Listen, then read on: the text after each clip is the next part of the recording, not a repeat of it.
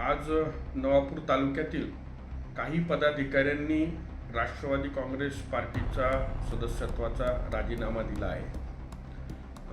त्यांनी हा जो स्वेच्छेने राजीनामा दिला आहे त्याचा मी स्वीकार करतो. मात्र इथं काही गोष्टी नमूद कराव्याशा वाटतात की राजीनामे देताना त्यांनी त्या ठिकाणी प्रेस घेतली. त्या ठिकाणी सांगण्यात आलं की जिल्हाध्यक्ष यांचा कारभार मनमानी आहे आणि शरद गावित यांच्या टीमला साईडला ठेवण्याचं काम जिल्हाध्यक्षांनी केलं. तर इथे मला काही गोष्टी स्पष्ट कराव्याशा वाटतात की मागील 4 वर्षापासून मी राष्ट्रवादी काँग्रेस पक्ष अजितदादांचा कार्यकर्ता म्हणून या ठिकाणी 4 वर्षापासून जिल्हाध्यक्षपदाची जबाबदारी सांभाळत आहे.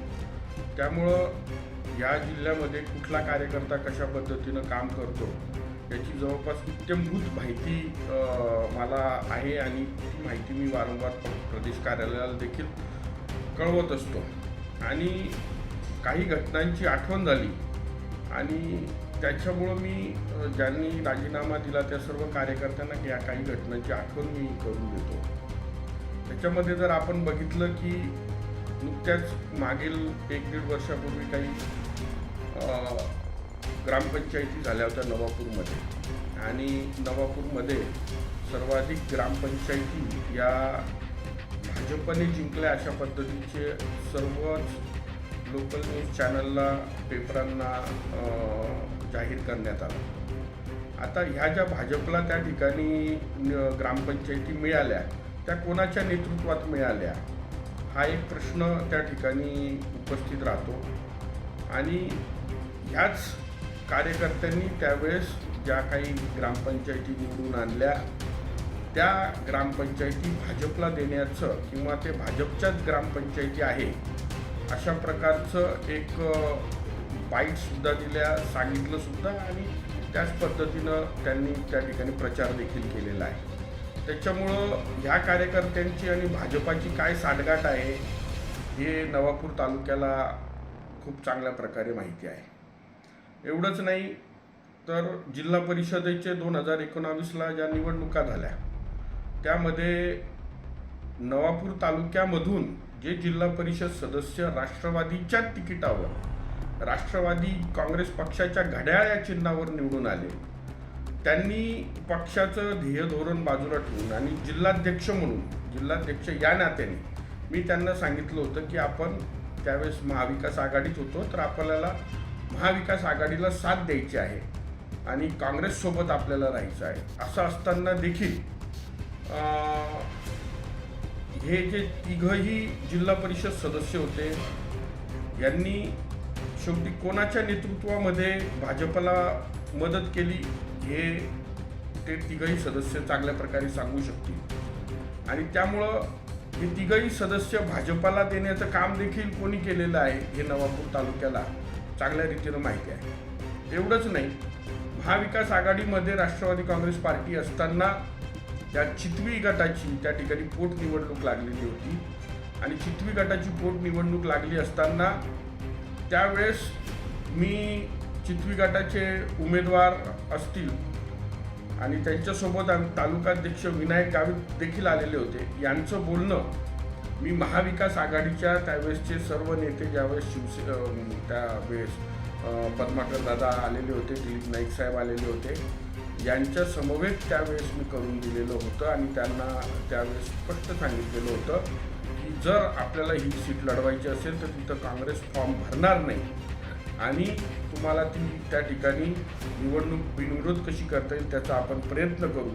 आणि चितवी गटामध्ये देखील जयंत पाटील साहेबांचं देखील मी त्यावेळेस बोलणं करून देण्याचा प्रयत्न केला, बोलणं देखील झालं आणि महाविकास आघाडीच्या वर शब्द ठेवून त्यावेळेस काँग्रेसचे त्यावेळेसचे आमदार शिरीष नाईक यांनी त्या ठिकाणी उमेदवार दिला नाही. आणि असं असताना ठीक आहे, एका पक्ष उमेदवार तिथं उभा राहिला म्हणून ती निवडणूक लागली, मात्र जवळपास ही निवडणूक बिनविरोध झालेली ही निवडणूक असताना महाविकास आघाडीच्या पाठीत खंजीर खुपसण्याचं काम कोणी केलं? तो जो निवडलेला त्या ठिकाणी उमेदवार होता त्या उमेदवाराला जयंत पाटील साहेबांकडं त्याचं स्वागत करण्याकरता त्याला नेण्यात आलं आणि तिथून आल्यानंतर त्यांनी त्याचा सर्व पाठिंबा हा भाजपला देण्याचं काम त्या ठिकाणी करण्यात आलेलं होतं. मग आपण सांगा की माझं लक्ष नाही आहे का नवापूर तालुक्याला? हे सर्व मी उघड्या डोळ्यांनी मागच्या 4 वर्षापासून बघत आहे. मी वारंवार माझी नाराजी सर्व तालुकाध्यक्ष असतील, शहराध्यक्ष असतील, जिल्ह्यावरच्या कार्यकारिणीवर अनेकशी पदाधिकारी असतील, यांना मी बोलून दाखवलेली आहे. त्यांना देखील याची पूर्ण कल्पना आहे.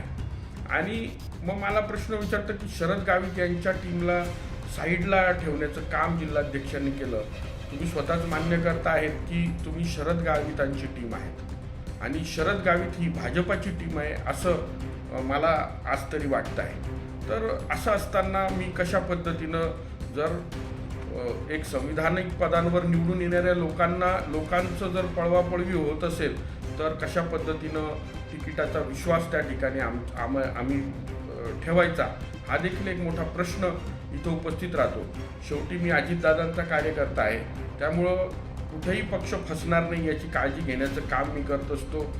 शरददादांच्या टीमला बाजूला ठेवलं असं सांगत असताना त्या सर्व कार्यकर्त्यांना मी विचारू इच्छितो की यापूर्वी शरददादांनी कधी राष्ट्रवादी काँग्रेस पक्षाचे सर्व आदरणीय अजितदादांचे फोटो त्यांच्या बॅनरवर कधी घेतले का या 4 वर्षात?